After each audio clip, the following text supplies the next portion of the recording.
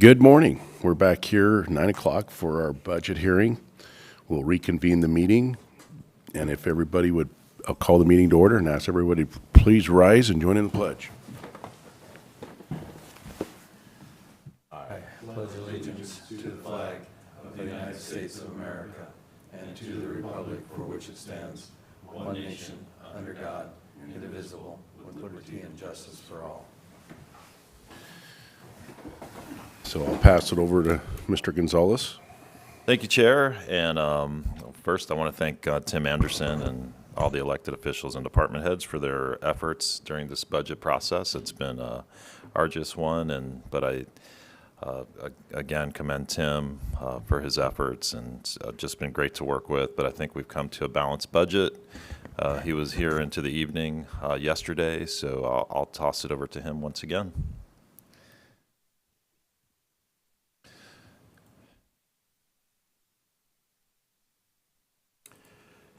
This is the same sheet updated for the new values as we have gone over things over the past week. We're now at revenues and expenditures of $49,380,000 compared to the previous year. That's $1,690,000 higher at 3.54% increase. We have a beginning fund balance of $7,120,000.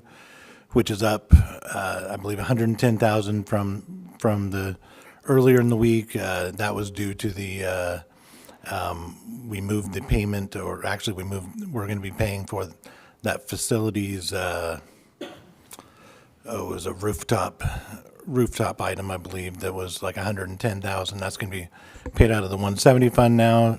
I'm not paying it this year at current expense, so increased fund balance due to that. Ending fund balance, we have at $4,100,000, $750,000 road shift, 1% levy increase of $115,024, bank capacity of $19,605. That leads to a grand total property taxes of $12,911,361. And there's like I said, road shift or actually the grand total property taxes is $13,795,990 when you include all of the road shift and the 1% in there.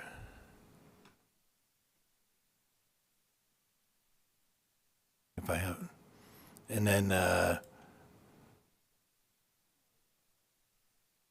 I think I have that wrong. I think it's 12,911 total. I think these should add up into that amount if I recall correctly. I think I just entered the amount that was in the budget status report, which includes these items.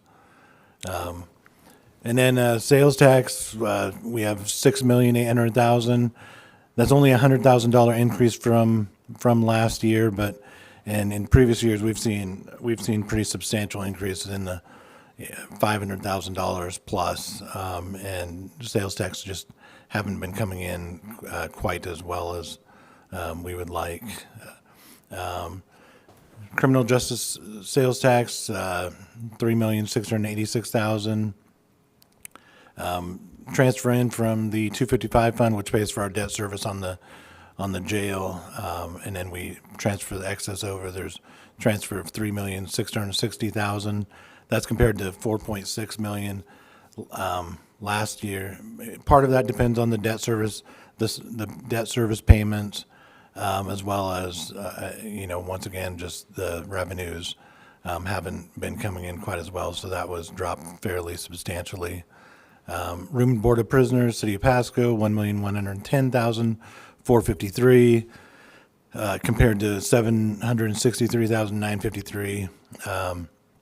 I believe we've already collected over this amount in the current year with several months to still receipt. So we're on par this year, I think, to hit this $1,110,000. So that was increased by the sheriff's office. Have $18,945,893 of salaries before any vacancy estimates, and then benefits $7.9 million for a total of $26,839,000. The salaries and benefits really are a huge part of the county's budget. And in contingencies, we have $1,017,421. A COLA is to be determined at this point, and then these were some of the ads that ultimately happened during this time. Had personnel services of $606,000, which included, as far as positions, there was 2 FTE assessor, FTE in elections that moved from the elections equipment revolving, FTE for a sheriff deputy, and then there was this one's actually it's 1 FTE, it's a half in charged to current expense and half to the commissary fund. And then there's overtime related to the deputy positions, and increases for civil service and other various things to bring us to the grand total of $606,000. Other requests that were added in, just over $1,500,000.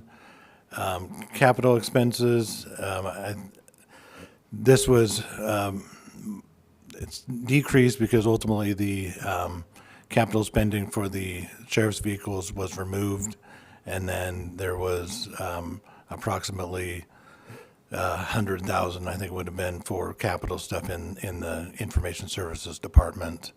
So then the final thing that I have is miscellaneous funds. Adopted budget is $84,904,538 for both revenues and expenditures.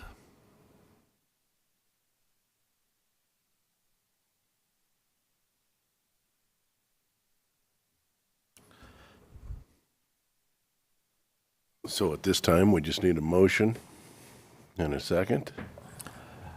Yes, unless there's any other discussion or anything. Discussion, commissioners?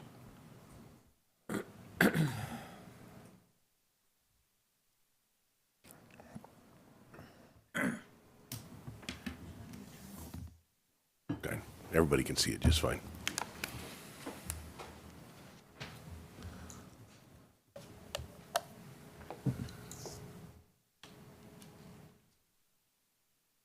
I see we've got a few people in the audience today. Maybe somebody there's got a comment or a question.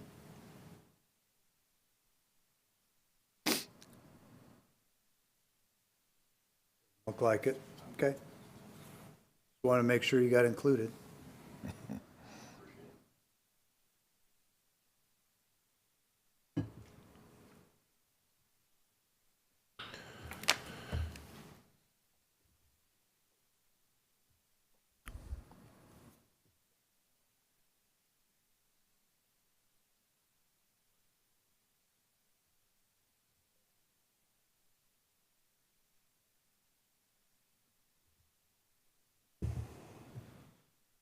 Well, I wish we didn't have to have such a high road chip. I don't see any other alternative.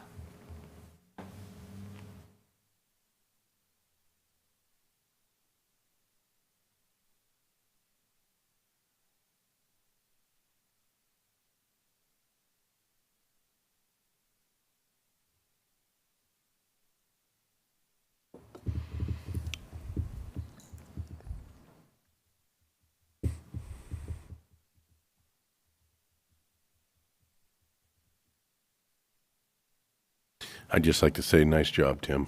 I know you put a lot of effort into this. Thank you for all your hard work and getting us to this point. Thank you.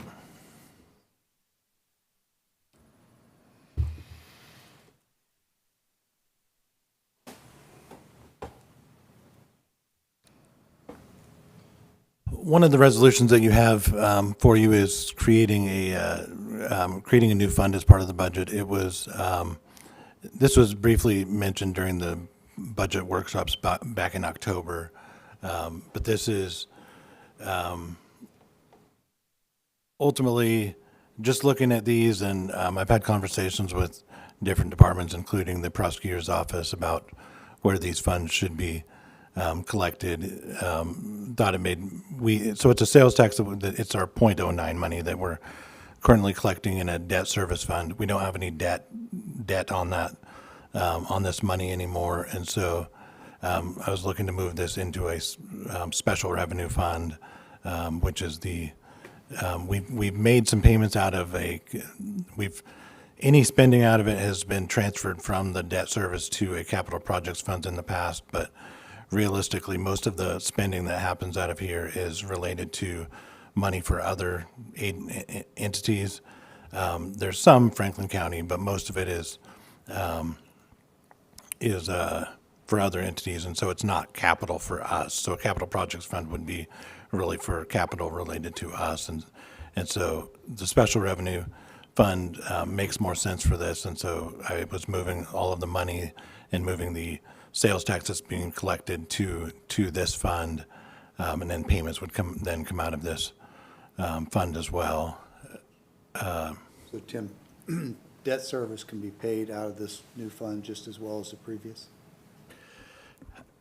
If there was, no, you should pay debt service out of debt service fund. So if we did have any in the future, we'd probably want to, we still, as far as the way that our code, the Franklin County code on this was saying too, it mentioned special revenue fund. So I think it would still make sense maybe to collect the sales tax in here and then transfer it to the debt service for payment if we did get any debt in the future. The .09 funds are, to be spent, have to be in our economic development program. And the county's interest in spending can be included in that. So as you've, I think, alluded to, it's entirely possible that the county could use some of these capital funds. And I just want to make sure that we could pay debt service on any future bonds out of either of these accounts. But you answered it. You'd move it back to the debt service account. That's in fact how we paid for much of the capital stuff, as you know. Yep.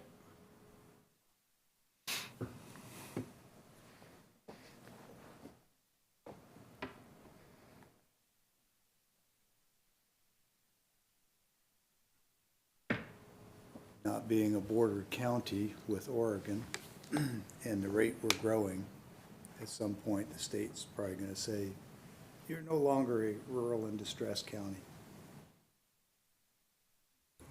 That certainly could be, but from what I hear, I think most of the west side thinks anybody on the east side is a rural county.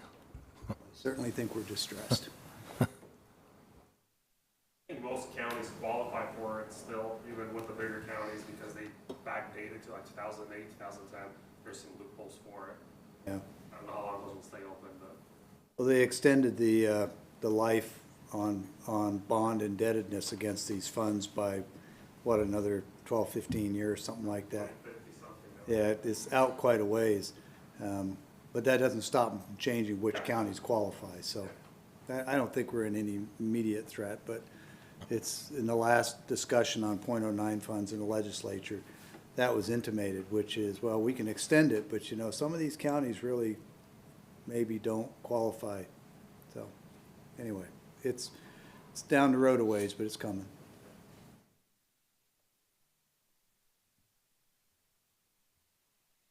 And I did look at several other counties as well where they were placing their .09 monies, and it was in special revenue funds.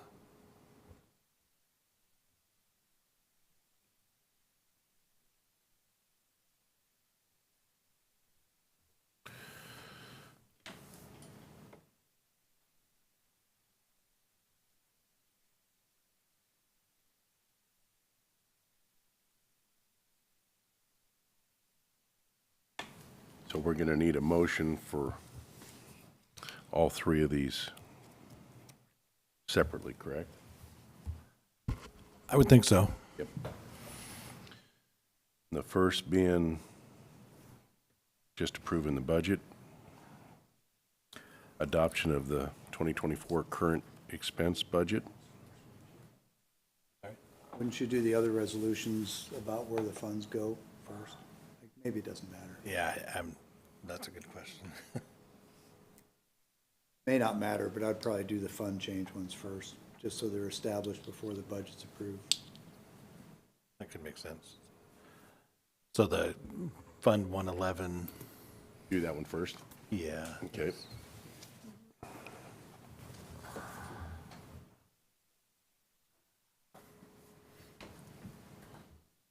No resolution number, though. Move to approve. Right here, right to the next page, The next page, the second page. second page.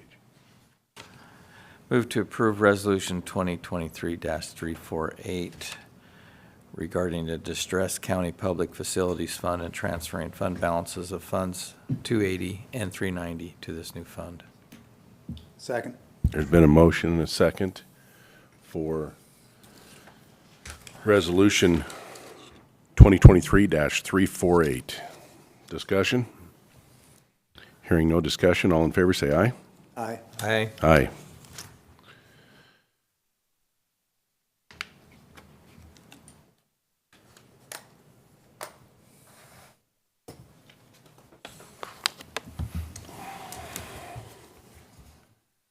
Move for approval of Resolution 2023-345 regarding the adoption of Franklin County 2024 miscellaneous funds budget, including the 1% substantial needs levy within the county roads fund.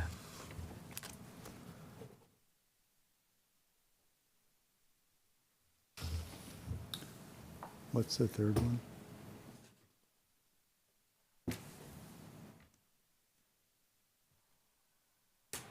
Second.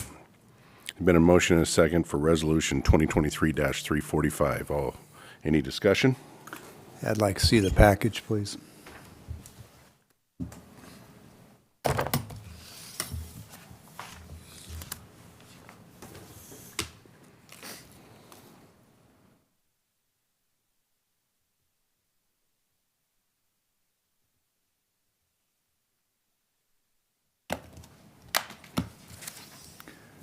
No discussion. All in favor say aye. Aye. Aye. Aye.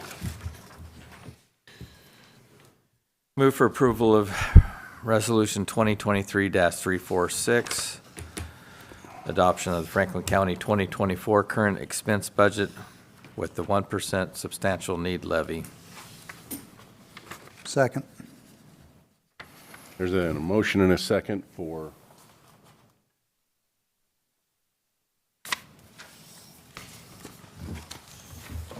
Resolution 2023-346. Discussion? Hearing none, all in favor say aye. Aye.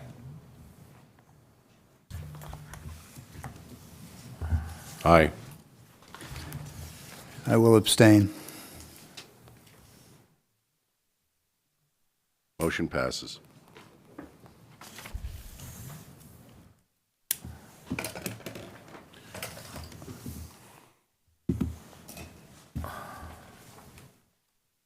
All right, so is that complete? Yes, sir. I think so. The Tim, meeting? Unless you have anything else. Anything to We're all add, Tim? good?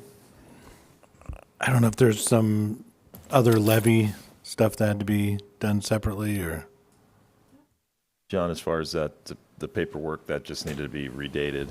That, I believe that Maria has, do you have the form? It just requires, yeah, two of the forms got signed for the 6th, they needed to be signed today. So that's just a matter of the chairman signing it for the 8th rather than the 6th on those two, and as long as those two are corrected, you're good. Okay. Yeah, they're supposed to follow the budget passing. So- And if I I may, didn't see them in the packet the other day. and if I may make a request from our assessor, and that is a quarterly report on all new construction and what's been completed for Franklin County. So I would do that except for the first quarter of next year. We're compiling. We will not have data until after July 31st. July 31st is what we have to take and date everything as, so we can't even put, we're out, we're looking at it, but we can't put numbers into the system until we see what values there are based on January 1st and July 31st. So I certainly can do that as soon as we have any numbers, but it will be post July 31. That statutory date that Just want to sets make it. sure that new construction, all that is getting done. I can- Because I- we're up 5 positions in the assessor's office, and I want to make sure we're getting the work done. And we were down about 6 or 7, so I just want to make that clear, Commissioner. Well, We're down we're not 6. overstaffed Down 6 or 7 from not previous employment because from what we should have been, from What- previous assessors coming what- before this board for staffing. what you're saying we should have been. So I'm Yes. just wanting to make sure the work gets done. I will gladly bring you different reports as I get any updates. I'll bring them to you, and Thank you. I'll even drive you around and show you some of it if you'd like. Oh, I've been around, seen them. I know. Well, see, then you already know there's a bunch going on. All right, will do. All righty. If there's no other business,